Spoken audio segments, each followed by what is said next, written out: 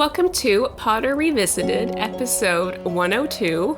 I'm Tori. And I'm Shay. Today we are covering Chapter 4 of Order of the Phoenix, number 12, Grimmauld Place. Or, as we like to call it, House Hunters International. So we leave off from the end of last chapter where Harry is given this piece of parchment that is telling him the location of the Order of the Phoenix.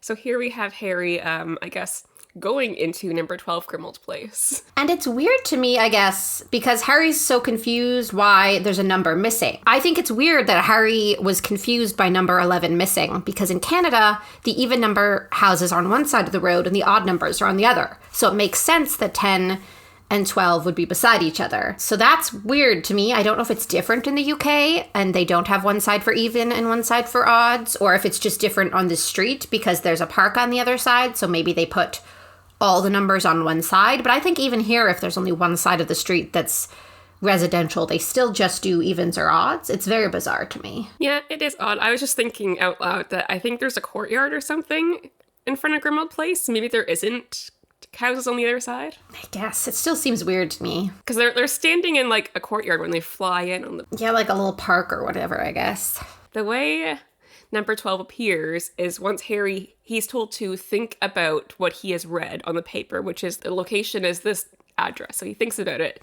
And then it just appears in front of him. And it kind of reminds me of like how the room of requirement works. So it could be some kind of like little foreshadowing to that as well. I wonder if the room of requirement was originally a room that was like kept secret by a secret keeper, and then too many people found out. Like the secret keeper told a few people, and then they told a few people. So it's just like, yeah, it is exactly like Grimmauld Place, except the secret got out and now there's like more people using it, and it's gone so many generations and years at Hogwarts that like random collections of people end up finding it. It's very similar, just the way it's described. So I thought that was interesting because the room requirement plays such a big part in this book. Yeah. But we get to go into number 12, Grimmauld Place, which has a kind of vibe about it. Harry's a bit concerned. Yeah, it definitely gives off just like sinister energy. And I feel like, first of all, as someone who like viewed some houses when I was looking to buy a house, I have entered some houses that you just walk in and you're like, the vibe is no. The house is affordable, the layout is good, but there's something in the vibes. And like, I don't know what it is, but you feel it. And you're like, this is not the one. There's something wrong underlying. So like, I totally understand that feeling. And I wonder if in the case of like Grimmauld Place, it's the remnants of the previous owner's bad energy. Like they were really shitty, evil people. So maybe that just like the vibes lingered. And that's why the house feels so sinister. But just like from a house perspective, I kind of love Grimmauld Place. Like I love hallways. And they're like, you enter, there's a corridor, you go upstairs, there's multiple landings. I just love closed concept living, I guess. Like whatever the opposite of open concept is what I desire. You want halls and corridors? Give me corridors, give me walls. Give me closable doors. Like, as someone who lives in like a mostly open concept apartment, like if I'm watching TV in the living room and my partner turns the air fryer on, I can't keep watching my show.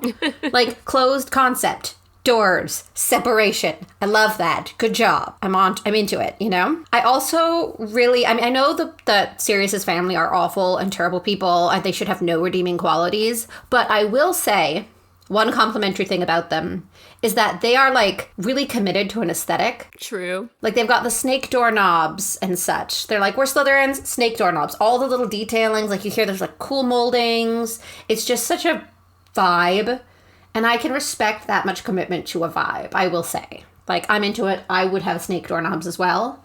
I think that's glorious. I just kind of love that the beginning of this chapter feels like an episode of House Hunters International, kind of. Oh my gosh. But right? Like, it's like, okay, here are the pros. Spacious London row house, over 3 stories tall. Prime location across from a park. Beautiful, original architectural details. Custom finishings and artwork. Oblivious neighbors, be as loud as you want. Large eat-in kitchen, so you can have your whole secret society over for dinner. Cons. Dismembered heads on the walls, bogarts, and the art is verbally racist. Yeah. Like, that's half the chapter. It's basically what most of the chapter is. But getting into kind of seeing some old faces, we see Mrs. Weasley as they enter, and she comes in to kind of welcome Harry and tells him, I can't wait to feed you, basically, but you have to wait because we're having our meeting. Moms. But he notes that Mrs. Weasley seems stressed. She seems very pale. She's lost weight. So kind of introducing us to this new reality where Voldemort's back. Mrs. Weasley's very worried for her family. But Harry is told to go hang out with Ron and Hermione, who are upstairs. And it's interesting because Harry comes in and Hermione is so excited to see him. She's just not stopped talking. She's like, Ron, Harry's here. And they're all so excited to see him. But Harry's reaction once he's actually with Ron and Hermione, who he's talked about wanting to be with since the beginning of the book. But he'd rather be alone. Pissed off at them. Harry's not really mad at Ron and Hermione, but they're the only people he can be mad at. Yep. So he kind of takes out his anger on everything on them. Basically, a large part of this chapter that happens next is Harry kind of loses his mind. Harry's reunited with Ron and Hermione, and they're just talking about how they really wanted to tell him things, but they weren't allowed to because Dumbledore told them that they weren't allowed to. And they get that he's upset, but they want to be like, well, you're here now, let's catch up.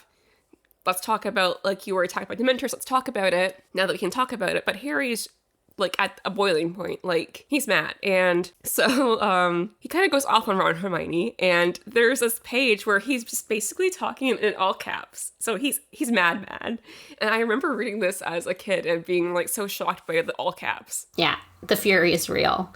I think part of it is just, like, he found out his friends have been hanging out together and he wasn't invited and didn't even know about it. And that's just such an innate, relatable thing to feel upset about as someone that's 15 years old, just like, oh, all my friends are hanging out. And not only was I not invited, but they didn't tell me about it at all. And also the fact that, like, they did that while knowing he was suffering at Grimmauld Place. I mean, at the Dursleys. So he's like, not only did they hang out without me, they did it while knowing I was suffering. And then on top of that, the thing that they're all dealing with and resolving and working on pertains directly to him. He's like, you've decentralized me in my own incident. They're like, okay, this happened to Harry. Everyone else is a part of what's going on to resolve it, but Harry. And that's got to be so frustrating. Like, I feel frustrated for him. Yeah, the idea that he was left out of the know, like he went through a traumatic event and everyone knows more information about it than he does, and he is the one that lived through it. Yeah, it's incredibly frustrating. But I think that Harry's kind of yelling at Ron and Hermione, bringing up a lot of things. He's like, I'm the hero. I saved everyone's life every year all by myself. He's yelling about a lot of things that he's been feeling, which are pertaining to him not being allowed in the know and being left at Grimmauld Place. But there are things that aren't really Ron and Hermione's fault. They had no really, like, anything to do with it. And they're, like, being really good friends here because they're, like, letting him yell at him about things that are kind of, like, not really nice about them. And, like, it's not their fault, but they understand that Harry's upset and he kind of needs this, like, vent session, really. Yeah. I mean, it's been building up inside of him for months and he's had literally no one to talk to, which, again, is all Dumbledore's fault. Like, he could have given him someone to at least vent to if it's someone that he couldn't get feedback from, just someone to say, Harry, I'm so sorry, this is shitty. That would have been good for Harry, but... Yeah, and they do kind of, for like, we get that you're mad, we knew you'd be mad, and they kind of, like, they anticipated it, so they're really good friends, because, like, it's not their fault that he wasn't kept in the know, and they weren't allowed to tell him stuff, and they could have been like, hey, like, excuse me, like, this isn't my fault, go yell at Dumbledore, but, Yeah. He would never yell at Dumbledore. He loves Dumbledore. It's the same thing because, like, Dumbledore's the one who told them not to talk to Harry, and Harry would do just about anything Dumbledore told him to. So, like, once he calms down, it's kind of like, okay, if Dumbledore said, don't tell Hermione this thing, Harry probably wouldn't tell her that thing, at least for a while. So, because everyone just blindly listens and trusts that what Dumbledore tells them is the right solution, I don't agree. I think this is one of those situations, like, even though...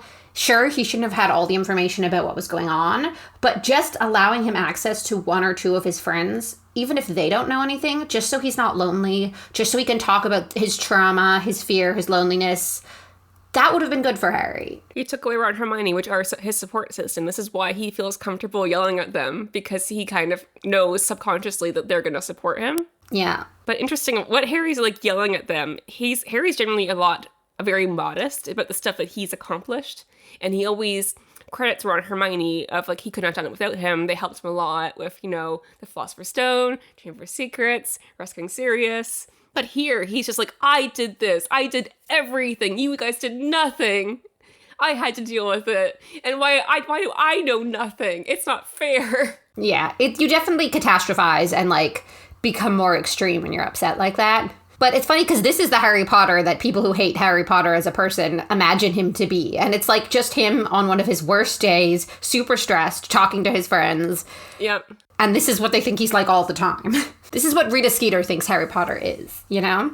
Yeah, in my opinion, I talked about kind of, Harry's not really angry at Ron and Hermione. Like, he feels left out and stuff, but, like, realistically, they had nothing they could do. They weren't allowed to tell him things in letters because they could be intercepted. Like, they couldn't go see him. They really didn't have, like, anything they could do to help him besides send him letters, and they did their best. But really, he's mad at Dumbledore, because really, Dumbledore's the one that made Harry stay at the Dursleys. He's the one that wouldn't let people go see him or, you know, bring him to headquarters until the very last minute. He's the one that made Ron and Hermione not tell him anything. But, like, Harry isn't able to voice that to Dumbledore. Even if he had the opportunity to, I don't know if he would. So he takes it out on Ron and Hermione because that's who he feels safe with. It's hard, but they're good friends and they understand. I also kind of love Harry's really angry. He's yelling, he's screaming. Ron and Hermione are sort of sad dogs with their tails between their legs, you know? And then Fred and George come in with this energy. And, like, yeah, we can pass it off on just them being funny and lighthearted. But I honestly think they're just, like, have a sort of next level understanding of, like, interaction and social engagement and stuff, because they really diffuse this situation and they really diffuse this situation in a way that's very natural, doesn't come across as dismissive to Harry, and immediately lightens the mood. Like, they do cut Harry off sort of mid-range, but without coming across in any way that would be offensive to him. They make it a bit funny, and it just immediately diffuses all of the tension. And I just think that that's something that a lot of characters, like even some of the smartest characters, people like Hermione and even some of, like even McGonagall, for example, wouldn't have the level of social understanding of the best way to diffuse the situation without it seeming like you're trying to diffuse a situation, you know? It's so natural. I think they have pretty strong emotional intelligence. Yeah, very much so, I think. But I do love how they come in, they kind of just like apparate in and scare Hermione, and I just kind of love that. I mean, like, if I could apparate, I'd be apparating everywhere. Because Ron kind of tells them, like, you could have walked down the stairs. It would take you 30 more seconds. And they're just like, why would we do that when we can apparate? Yeah, exactly. I mean, if I could, I would all the time. But Ginny also comes in to see Harry and everyone. And it's interesting because this is the first time we see Ginny able to interact with Harry quite normally. Before this, she'd always be, like, blushing or, like, dropping something. Or just being, like, very obvious with her feelings for Harry. She couldn't quite interact with him. She's a teen now. She stepped up from being a child to a teen. But now she's like, hey, Harry, I thought I heard your voice. How you doing? No big deal. We know later on that she had this conversation with Hermione where Hermione kind of advised her to, you know, take some time and, you know, date other people, have other friends, be friends with Harry. Noted dating expert Hermione Granger. Well, this is how Ginny and Harry were kind of able to become friends first, and how Harry was able to kind of, like, I guess, like, actually, like, see her, because I feel like he always saw her as an extension of Ron, and also just someone who liked him a lot, and it kind of overwhelmed him. I think it was sort of like having a celebrity crush at the beginning, and so there's this huge power imbalance, because Ginny sees him on this pedestal, like the great Harry Potter, the hero Harry Potter, and, like, when he's all the way up on that pedestal, he can't see her down there, you know what I mean? So once she sort of removes the pedestal she kept underneath him, they're sort of on equal footing eventually, and he can actually see her. And I would want to hang out with someone who was like, can I have your autograph? Oh my gosh, I'm trying to imagine, like, if I met a celebrity that I think is phenomenal, they wouldn't want to be friends with the me that I would be in that moment, probably, because that me would be just, like, so hyped and like, I love you, and I love this song you wrote, or I love this movie you were in. And I would be so busy doing that, we wouldn't be, like, talking about real things that friends talk about. Like, it would never happen. I would be so starstruck. This is one of my favorite, like, romance trope. The flip that happens where one character has, like, the crush first and then kind of, like, you know, backs off Meanwhile, the other character realizes they have feelings and then goes kind of insane. Yeah. Like, she fell first, he fell harder for Harry and Ginny because Harry spends like half of Half-Blood Prince like deranged about his feelings. Pining. And I love it. But I'm excited to get to that. But I love cool Ginny. I love that Ginny's now, like, she's not just a silly little sister character. She becomes an actual character and a badass. And, like, I'm so excited for badass Ginny. She's so cool. Yeah, we can kind of see bits of here how she's telling Fred and George how they can't use their extendable ears because there's a charm on the door and she's figured out how to work it out. Smart. And everything. But basically, here they're kind of updating Harry about living at the Order, how, like, they're not allowed to go on the meetings, but they've been spying on the meetings and kind of all, like, the information they have. And they talk about who's in the Order, like Snape. And I love that Jenny's like, Bill thinks that Snape sucks, so obviously he sucks. And I love that. I just love that, like, the author continues the just, like, Bill is the almighty hot one. He is the coolest Weasley, and therefore he must be trusted. Like, all Weasley opinions defer to Bill. And if he dislikes Snape, it must be the correct opinion to have. It's just like good old Bill is basically a legend among his own family, and it's so funny to me. He really is like the cool older brother. Like, everyone looks up to him. And I don't think that type of relationship happens unless there are a lot of kids and there's a huge age gap. Like, Bill is old enough that, like, he was a teenager when they were really, really young. So he was cool because he could, like, stay up later and, like, go out more and, like, just do little things because of the age gap. And then by the time they're teenagers where they'd start arguing with him, he's a young adult and he's out of the house. So, like, they never had to be in the house for the ages where, like, there would be friction. He was just always the right amount of years older than them and also really rad, I guess. So it's like a unique relationship that, like, not every family can have. And there's also this little part where they kind of talk about what Bill's been doing. So they say that Bill's left Egypt to go do a desk job so he can, like, convert people. No, I guess not convert. I guess try and get recruits for the Order. The power of Christ compels you. The power of Christ compels you. Yeah. Do you have a minute to talk about our Lord and Savior? I mean, is the Order a cult? Do you have a minute to talk about our Lord and Savior, Albus Dumbledore? Basically, Bill is back in England, so he can kind of bring people into the Order, spread the word about Voldemort being back. And then Fred kind of spills some tea, being like, oh, there's some perks because he's working with Fleur Delacour, and they didn't, like, spend a lot of time together. I mean, if Bill looks the way everyone describes Bill, good for Fleur, you know? Good for you, Fleur. Good for you. You had a rough year last year. Yeah, so some, foreshadowing to the Bill and Fleur saga that will happen in the next book. But I thought that was really funny the way that Fred was kind of, like, spilling some tea. Well, I mean, it's good because Harry, all he knows is that a bunch of important Voldemort-related things were happening while he was gone. It's nice that there's also someone there bringing him back down to, like, the human level of it, not the global catastrophe level of it. Like, yeah. Oh, Bill's got a girlfriend and a new job, and, like, it's cute. Yeah, so they also say that Charlie's also working for the Order, but he's abroad. And then Harry brings up Percy, and he's like, well, couldn't Percy, bring people into the Order? Because he works at the Ministry of Magic. And this opens a huge can of worms. Family drama. Yeah, so basically we've been talking about Percy's falling out with his family. So basically, Percy got promoted into Fudge's office. Really big promotion. And we know that Percy wants to be Minister of Magic. So this is, like, very advantageous promotion for him. Mm-hmm. Being quite young and all the Crouch stuff that happened in the last book. And Mr. Weasley basically said, you didn't earn this promotion. They're trying to spy on the family. We need to go support Dumbledore. And Percy's like, what the fuck? And all this resentment that that's been building up in Percy, we've kind of seen it throughout the books so far, kind of came out. Him and Mr. Weasley had a huge row, and Percy left the family. He doesn't want to be associated with them because he wants to stand by the Ministry. He does not believe Voldemort's back.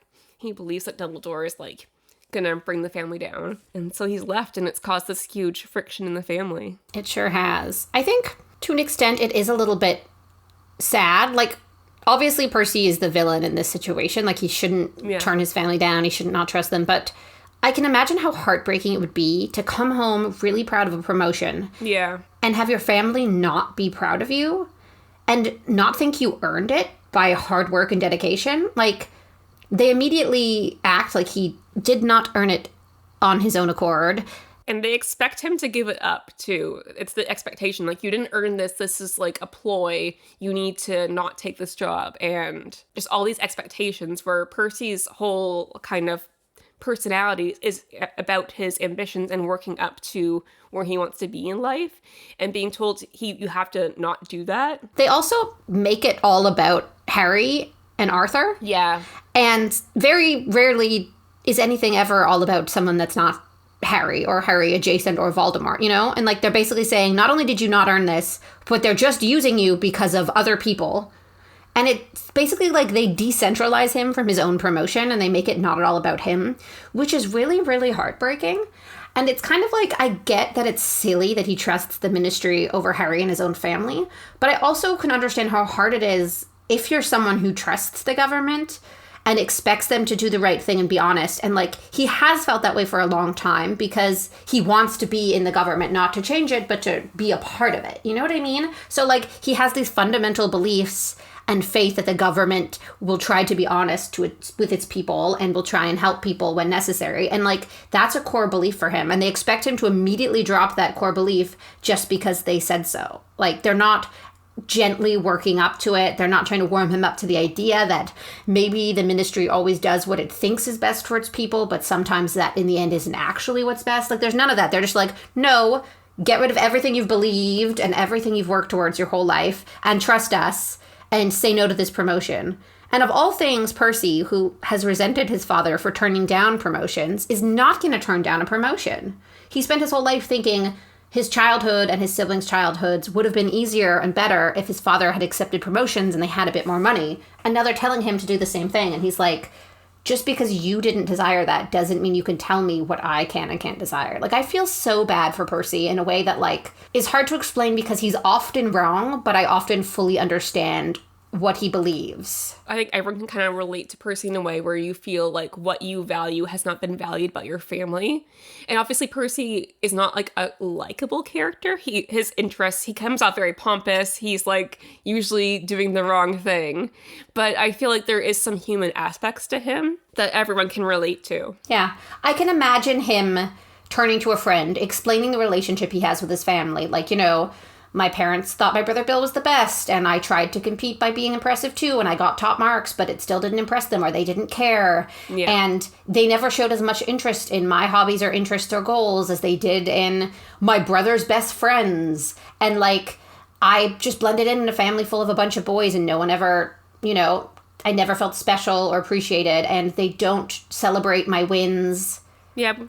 And I could see how a friend would turn to him and say, yeah, that sounds like an unhealthy family dynamic, and I think you should take space from them until they understand that just because they don't value a promotion doesn't mean they shouldn't love you enough to celebrate that with you. Like, I can totally see how it sounds and feels like a toxic family relationship, despite it not being like me still understanding where the Weasleys come from and stuff. There definitely is some times where they have done things that isolate Percy before this, which makes it so much easier for Percy to make this decision now. Yeah, I was going to say, we spoke a lot about like just reading the earlier books, like little moments that like really single out how Percy's treated by his parents and siblings and how it impacts how he, ideally at this moment, it all comes to this moment where he decides to go no contact, where like what he's interested in is kind of treated as a joke. Fred and George don't take anything he does seriously. Sometimes his parents don't seem to take like what he does seriously unless it's something impressive and they can kind of boast about. And so obviously Percy is in the wrong in here, but from his perspective, his family's never really respected or taken his ambitions or interests seriously. And it kind of comes to this moment where he's told to give something up that he really wants. And he's like, no, like, why? Like, this is really important to me. And it kind of comes to the moment where, like, you don't take me seriously.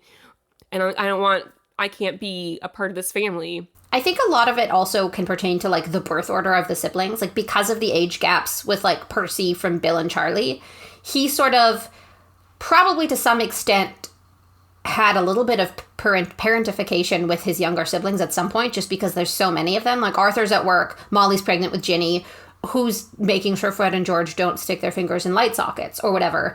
And then to have the two siblings that follow you immediately in age, A, there's two of them, so they already have a built-in partner and friend. And B, because Fred and George are so socially gifted, they know how much they can push Percy that will actually bother Percy a lot, but not look that severe to other people watching who don't have a deeper level of social understanding. So they say something that anyone else would be like, oh, they're just being annoying siblings. But to Percy, it fundamentally hurts him, and they know they're doing it. But the rest of the family doesn't necessarily have that level of social observation. And so they get away with it constantly hurting Percy, and everyone else thinks it's just a joke and laughs. And I think that can also sort of just like where he falls in that age group, and the fact that he was followed by the twins says a lot. Yeah, so basically, the twins and Ron and Ginny are kind of upset about Percy leaving. The twins kind of say like, oh, we're good shot of him. He wasn't worth it. But I kind of feel like it deep down it does hurt. And also I find it interesting, like, that what Percy brings up during the fight is Mr. Weasley's lack of ambition, and that's why they're poor. And we've kind of talked about how the Weasley's siblings view money and, like, how their family's not well off. And Percy kind of takes it out on Mr. Weasley. We've kind of, like, seen this. Percy's a very ambitious person, so to him that's like a weakness. Like, we could have been, like you said, we could have been living a lot better if his father had taken promotions instead of like stayed with like his passion. Yeah, I also think that like a lot of Percy's ambition probably comes from a place of wanting to be able to provide the things he grew up feeling like he suffered for not having, you know? And that's not a bad thing. I feel like everybody has things from their childhood that stay with them and slightly traumatize them and impact how they behave as an adult to some extent.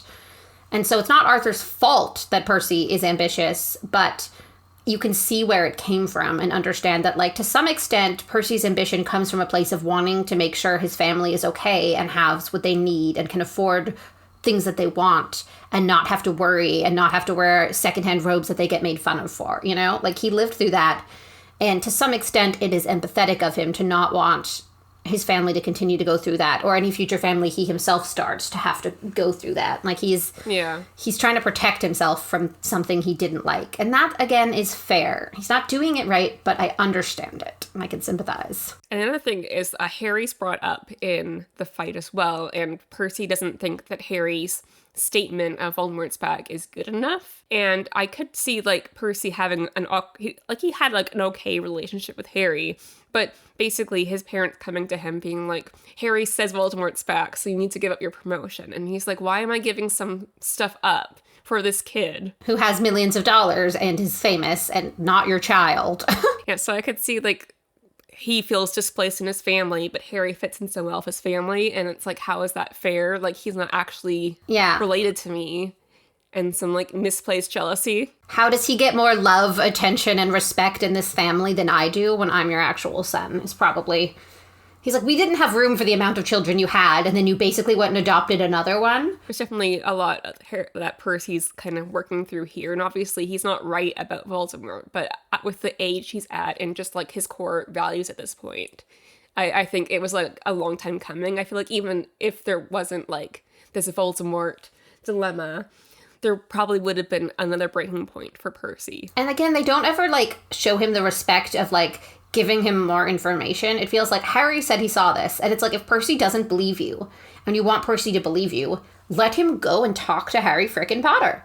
Let him sit across from Harry and say what happened, and Harry explain what happened, and cry and shake because he's traumatized, and have Percy come to the conclusion that either A, Harry Potter's telling the truth, or B, some sort of spell or enchantment was put on Harry to think this is the truth, which at least would have him be more sympathetic to people who believe Harry. You know what I mean? Yeah, because I feel like what happened is that when he was offered this promotion, I'm sure working at the Ministry, they have their narrative of, like, why we're not supposed to trust Dumbledore and Harry. And it makes sense to Percy because he's told, like, this is the side that Dumbledore's lying and because of this.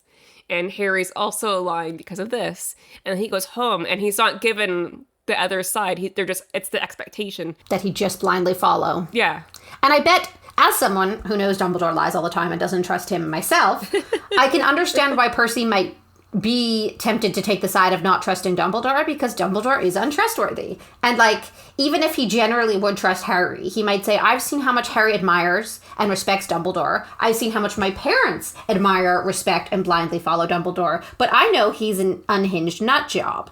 So, as much as I don't want to think Harry's lying and making things up, I do believe he could be easily manipulated by Dumbledore because everyone else I've ever met has been. So, like, if Percy's a little untrusting of Dumbledore to begin with, having seen how he runs a school, I think it's kind of fair that he would be like, it's not that I don't think Harry Potter's honest. It's not that I think he's a bad person. It's that I think he, like just about everyone, just trusts Dumbledore too much, and I don't. And I think that's a valid thing to feel.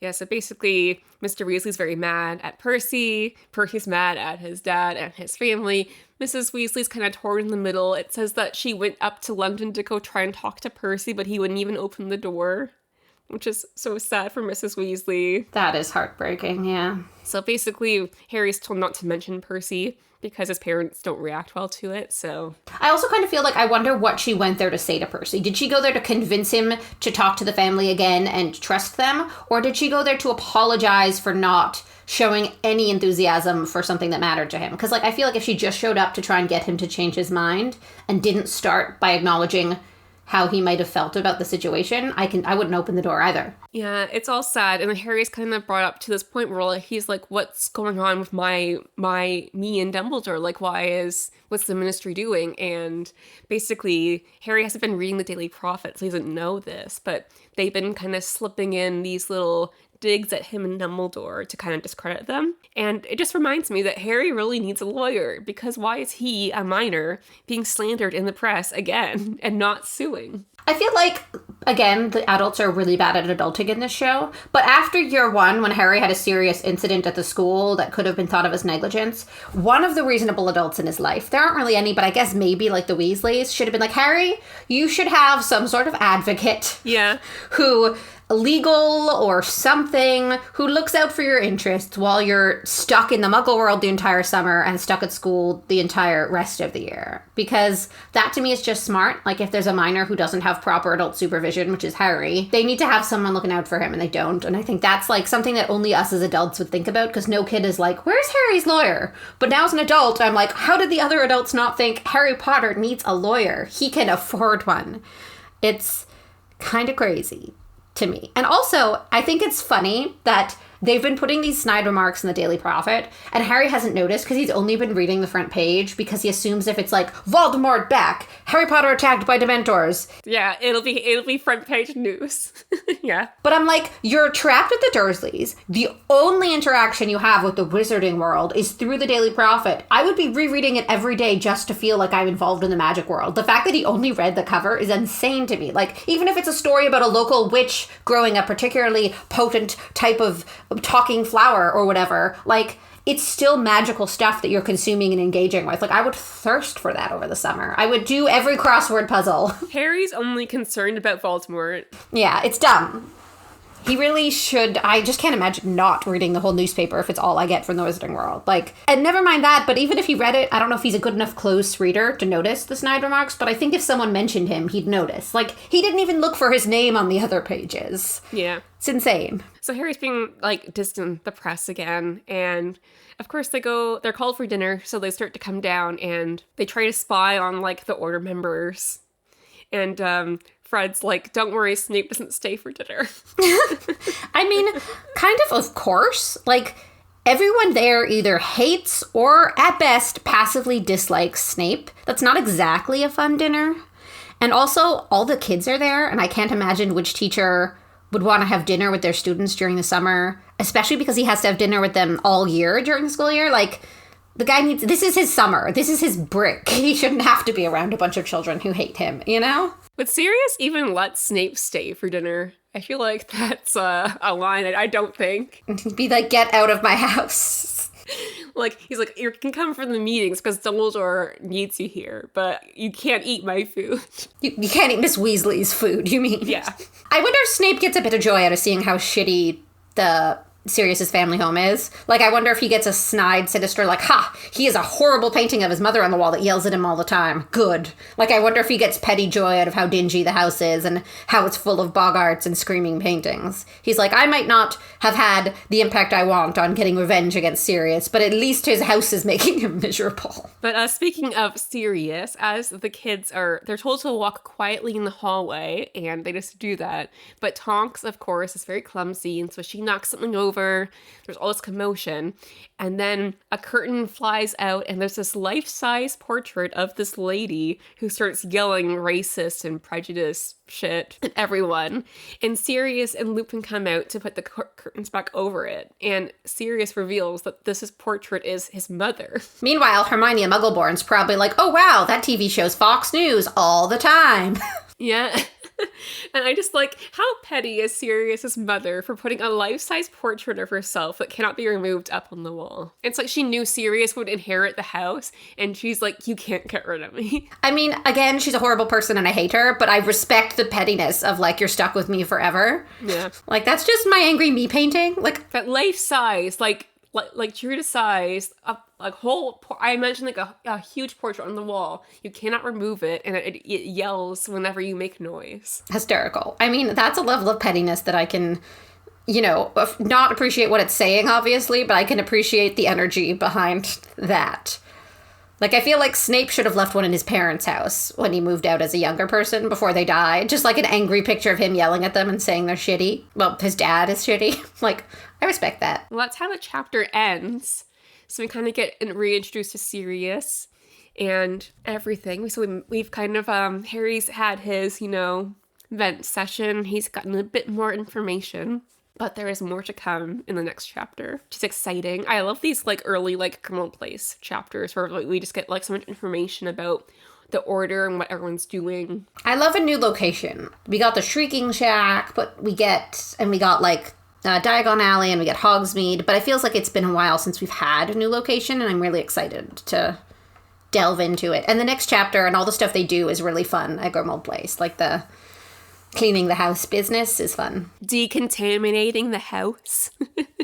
I love that Harry's like, you guys been having fun here. And they're like, we're not having fun, we're decontaminating the house. And Harry, as someone raised by muggles, probably first thought is they're just going at it with Windex and vacuums. Like, he doesn't, you know what I mean? It's like decontaminating. They've got Lysol wipes, Windex, they're bleaching, they gotta unclog the toilets.